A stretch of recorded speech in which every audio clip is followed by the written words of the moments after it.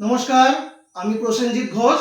তো বন্ধুরা, আমরা বাস্তুতে বিভিন্ন রকমের গাছ বসিয়ে থাকি, কিন্তু আমরা অনেকেই জানি না যে কোন কোন গাছ বাস্তুর পক্ষে শুভ এবং কোন কোন গাছ বাস্তুর পক্ষে খুব অশুভ।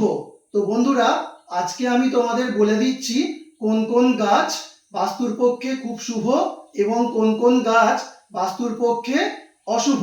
তো কাঁটা জাতীয় গাছ বাস্তুতে রাখবেন না, এটা খুবই অশুভ।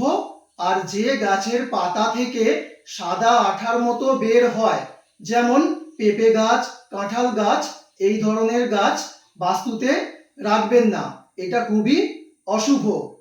এবং শুভ গাছ হিসেবে যেগুলোকে বাড়িতে বসাবেন, যেমন হলুদ গাছ, নীল অপরাজিতা ফুলের গাছ, কলা গাছ, এই ধরনের গাছ বাস্তুর পক্ষে খুবই শুভ। আজকে আর বেশি কিছু বলছি না বন্ধুরা।